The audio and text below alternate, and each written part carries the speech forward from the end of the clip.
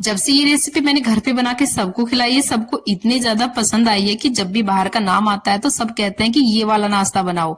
सबको इतना पसंद आया और बनाना इतना आसान है। बाहर लेने जाएंगे तब तक तो ये नाश्ता बनके तैयार हो जाएगा और खत्म भी हो जाएगा। इसको कैसे है बनाना, इसके लिए सबसे पहले हम यहाँ पे लेंगे 1 कटोरी पोहा भर करके। बिल्कुल सिंपल से चीजों से बनने वाला है, बट ये बहुत ही ज्यादा टेस्टी और अट्रैक्टिव सी रेसिपी है, जिसे देखने से लगेगा नहीं कि इसे आपने घर पर बनाया है। तो सबसे पहले हम पोहे को 2-3 बार बढ़िया से साफ पानी से वॉश कर लेंगे, क्योंकि पोहे में काफी ज्यादा गंदगी होती है। तो बढ़िया से इसको मसलते हुए 2-3 बार साफ पानी से धो करके हम इसे ले आते हैं। और जब भी आप पोहा धोएं तो उसमें थोड़ा सा पानी छोड़ दीजिएगा, और स्पेशली इस तरीके से जब कोई रेसिपी बनाए तो देखिए मैंने इसमें पानी छोड़ दिया, पोहा बहुत ही अच्छे से सॉफ्ट हो जाएगा। तो पोहा हमें यहाँ पे अच्छे वाले सॉफ्ट चाहिए होंगे। तो बस यहाँ पे मैंने साइड में रख दिया है। दूसरा छोटा बाउल लिया है, अब इसमें डालूंगी मैं आधी कटोरी सूजी। तो सूजी की जगह आप चावल का आटा भी ले सकते थे, डायरेक्ट पोहे के अंदर डाल सकते थे, बट हम यहाँ पे आधी कटोरी सूजी लेगी। इसमें 1 चम्मच दही और 1 चम्मच पानी डाल के मैं इसको बढ़िया से मिक्स कर लूंगी। तो अगर दही नहीं है तो दही की जगह आप लस्सी या बटर मिल्क भी डाल सकते हैं, लेकिन नहीं भी अगर है तो भी आप सिर्फ इसे पानी से भी बना सकते हैं। बट इतना डालना है कि बस ये गीली हो जाए, मतलब बहुत ज्यादा इसकी जो कंसिस्टेंसी वो पतली वाली नहीं करनी है। इतना करना है जैसा कि मैंने यहाँ पे इसका डोसा लगाया है। तो चलिए इसको हम साइड में रख देते हैं, तब तक सूजी भी फूल जाएगी बढ़िया से। तीसरा मैंने यह मिक्सिंग बाउल ले लिया है, इसमें डालूंगी मैं 3 उबले हुए आलू, मीडियम साइज के आलू हैं।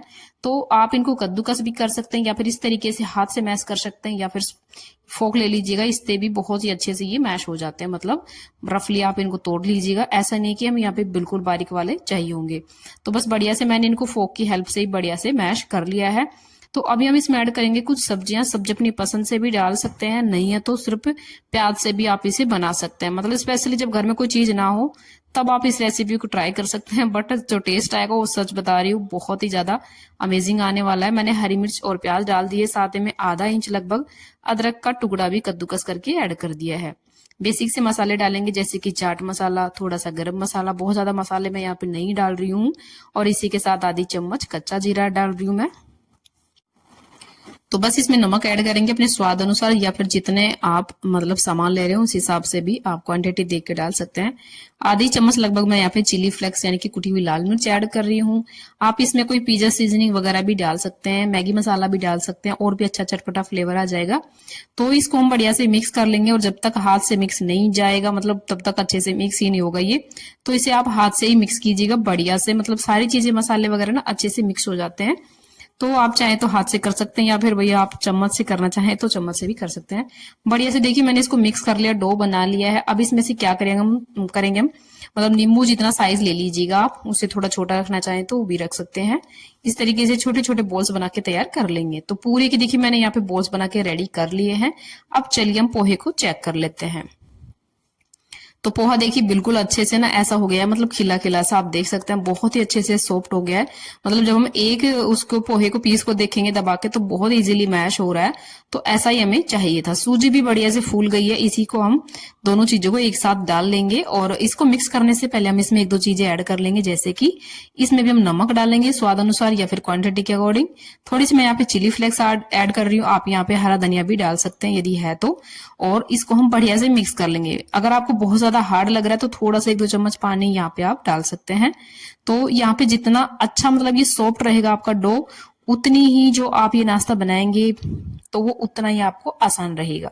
बिल्कुल जैसे हम रोटी के लिए आटा लगाते हैं, गूंदते हैं, उसी तरीके से गूंद लेना है, बढ़िया से मिक्स कर लेना है। मतलब पता ही नहीं चलेगा कि आपने यहाँ पे पोहा लिया या फिर कुछ और चीज ली है। तो देखिए मैंने बिल्कुल अच्छे से सॉफ्ट सा डो लगा के तैयार कर लिया है। अब हाथों में थोड़ा सा ऑयल लगा लीजिएगा, क्योंकि पोहा ना हाथों में चिपकता है, सूजी भी चिपकती है। तो इस तरीके से मतलब नींबू से यहाँ पे थोड़ा सा बड़ा साइज ले रही हूँ। नॉर्मली जितनी हम रोटी बनाते हैं ना उतनी मैं यहाँ पे लोई ले रही हूँ। हाथ से इसको थोड़ा सा बड़ा कर लेंगे, क्योंकि काफी ज्यादा सॉफ्ट है।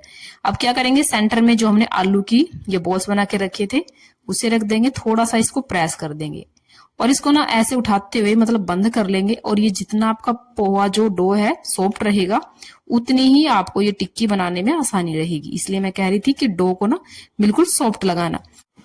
तो आपको क्या करना है, दोनों हथेलियों को बीच में रख के थोड़ा सा राउंड घुमाएंगे और ऊपर से बिल्कुल हल्के हल्के हाथों से इसे प्रेस कर देंगे।